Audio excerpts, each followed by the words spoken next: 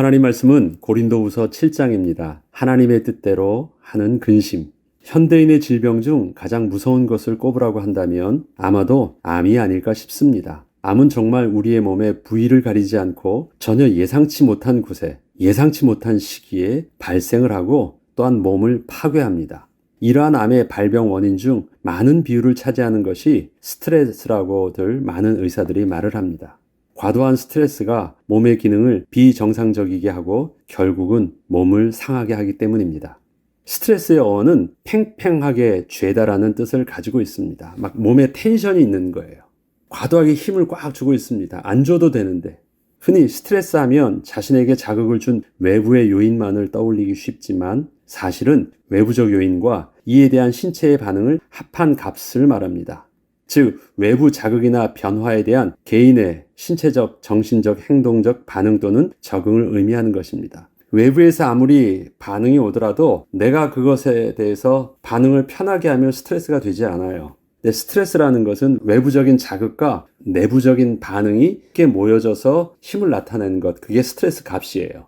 사실 적당한 스트레스는 사람을 긴장시키고 집중력을 높여 일의 능률을 높이게 하는 효과가 있습니다. 이것은 마치 현악기의 현은 적당한 탄력이 주어질 때 아름다운 소리가 나는 것처럼 사람에게는 적당한 긴장감이 사람의 삶을 활력 있게 하는 것입니다. 그렇지만 과도한 스트레스 또한 만성적인 스트레스는 사람을 정신적으로나 신체적으로 건강을 적절하게 유지하지 못하게 하고 몸의 자원을 과도하게 소진시켜 결국 너무 지쳐서 아무것도 하지 못하게 합니다. 우리가 달리기를 하더라도 5km도 적당하게 유지하면 뛰는데 아무 문제가 없는데 막 뛰어버리면 힘이 소진시켜서 완전히 아무것도 못하잖아요.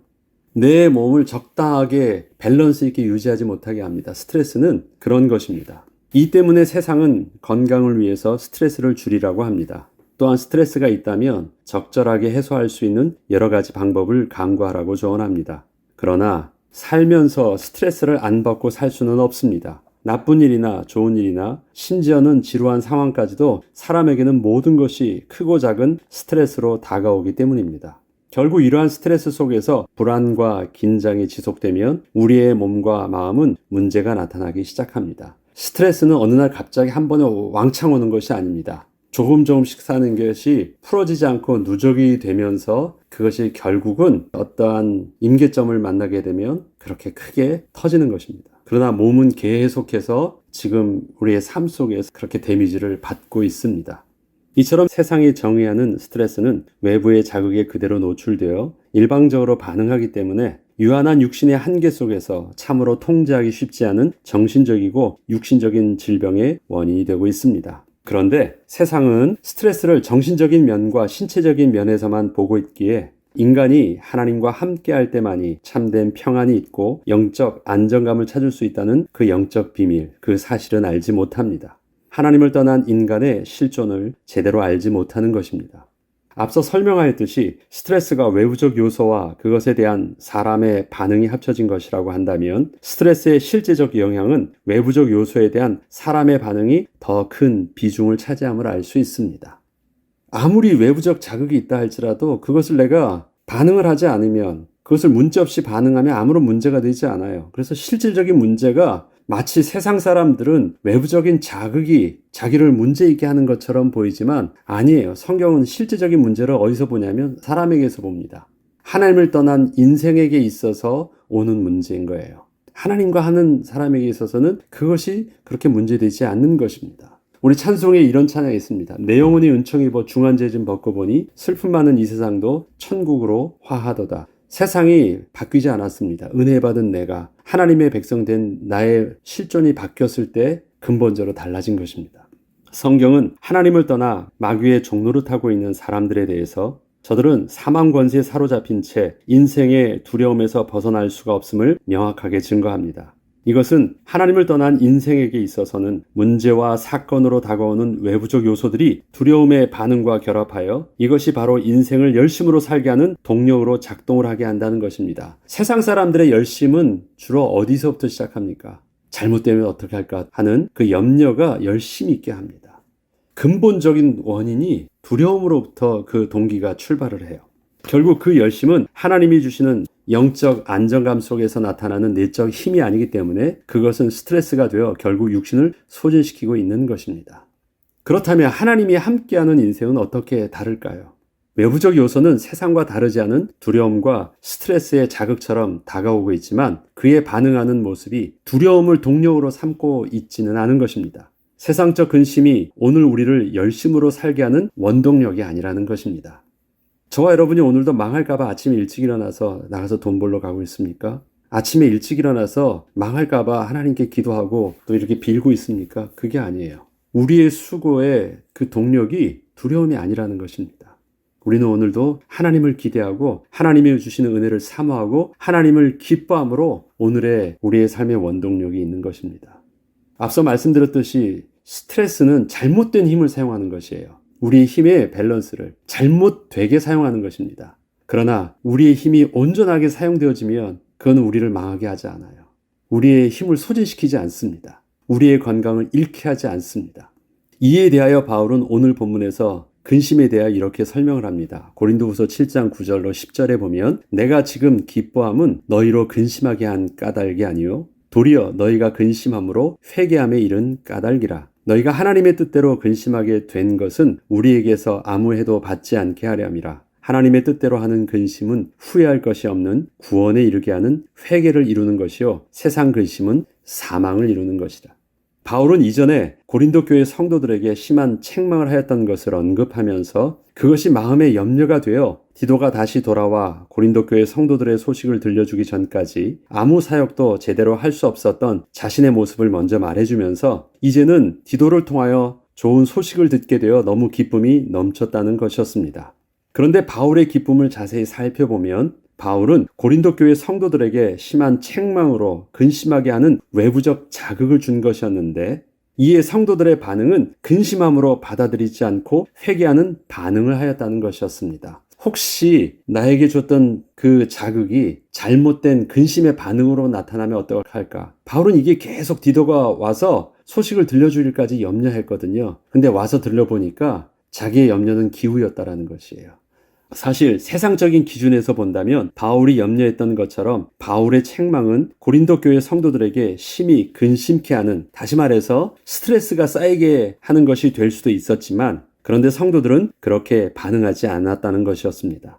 이에 대하여 바울은 하나님의 뜻대로 하는 근심이라는 표현을 쓰고 있습니다. 이것은 성도들이 바울의 책망을 하나님의 음성으로 들었다는 것이었고 성령 하나님께서 성도들의 마음과 생각을 온전히 하나님의 뜻 안에서 있도록 인도하여 주셨다는 것이었습니다.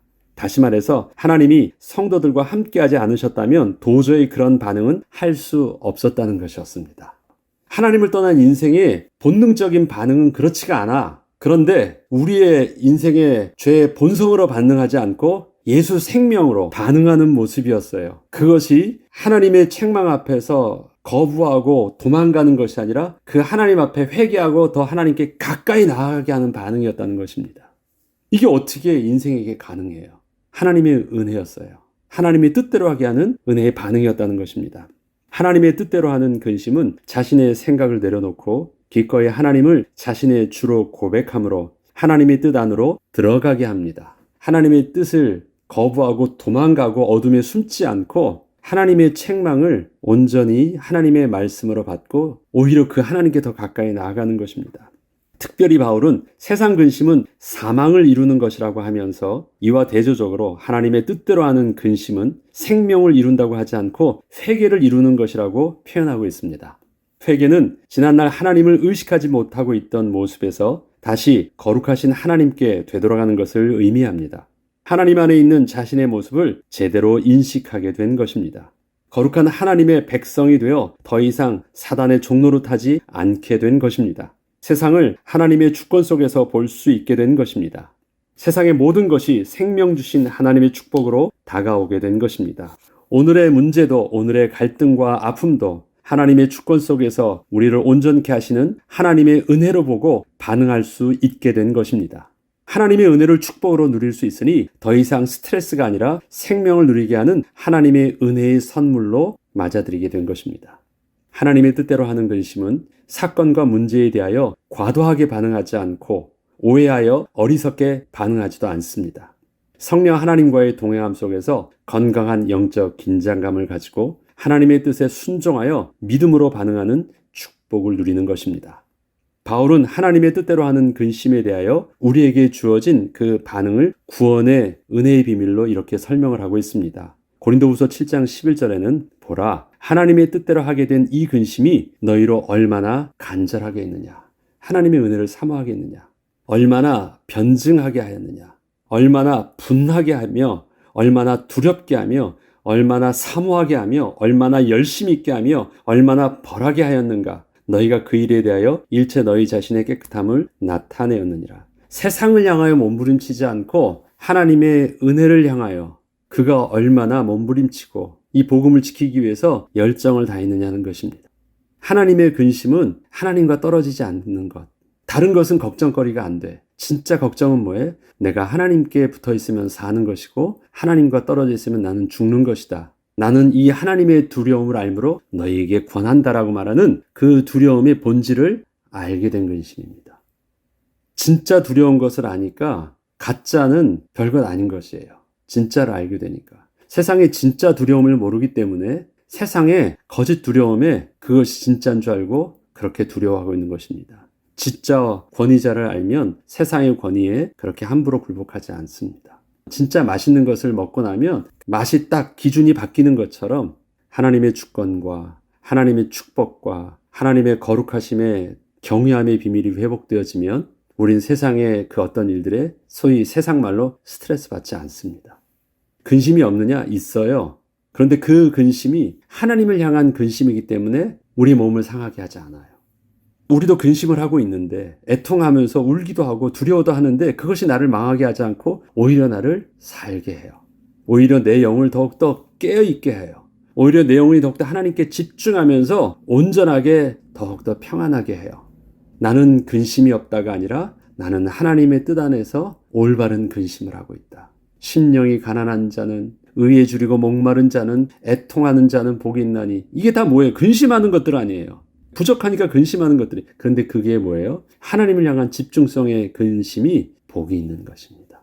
그 은혜의 비밀들이 저와 여러분의 오늘의 근심을 허상으로 보고 실상의 근심으로 우리의 시선이 바뀌는 은혜 가운데 우리의 영혼이 더욱더 주 앞에서 힘을 얻고 건강함을 얻고 또 능력의 삶으로 온전한 생명의 열매를 맺는 축복을 누리는 하루 되길 주 이름으로 축복합니다. 기도하겠습니다. 하나님 아버지, 하나님의 뜻 안에서 이루는 근심을 통하여 우리가 더욱더 주님과 가까이 있게 하시고 더욱더 주님의 거룩한 백성으로 영육간에 강건하여져서 하나님 우리를 통해서 세상을 살리며 가정을 살리며 영적인 영향력을 끼치는 복음의 전도자로 굳건히 서는 은혜가 있게 하시고 주 안에서 누리는 생명의 열매를 마음껏 누리는 축복으로 오늘 하루도 살게 하여 주옵소서. 감사드리며 우리 주 예수 그리스도 이름으로 기도합니다.